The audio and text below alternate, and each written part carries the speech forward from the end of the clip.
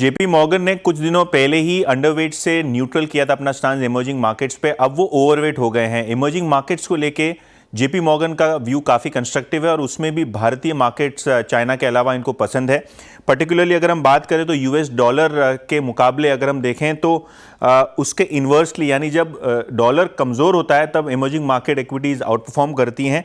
और इसके अलावा जो ट्रेड वॉर्स की अनसर्टनिटी है इमर्जिंग मार्केट्स के लिए, वो भी अब बादल छट रहे हैं। तो कहीं ना कहीं जेपी मॉर्गन को लगता है कि रिस्क से ज़्यादा रिवॉर्ड बेहतर है और इसीलिए वो ये जो ब्याज दरों की गिरावट वाला मामला है, चाहे वो आरबीआई की तरफ से हो चाहे वो फेडरल रिजर्व की तरफ से हो, ये शायद भारतीय बाजारों को पॉजिटिवली इंपैक्ट करेगा। इनफैक्ट जेपी मॉर्गन का भारत पे व्यू ऐसा है कि टैरिफ वॉर में सबसे सेफ जो कंट्री है वो है इंडिया। और कहीं ना कहीं ये जो ट्रेड वॉर 2.0 है उसमें शायद भारत को प्रेफरेंस मिले ट्रेड डील करने के लिए बहुत सारे नेशंस के साथ, इंक्लूडिंग यूएस। इसके अलावा रेट कट, रूरल डिमांड और जो टैक्स कट पिछले साल हुआ है उसका फ़ायदा इस वित्त वर्ष में और इस कैलेंडर ईयर में आपको देखने को मिलेगा। और इनकी जो कवरेज बास्केट है उसमें सबसे ज़्यादा ग्रोथ भारतीय बाज़ारों में देखने को मिलेगी।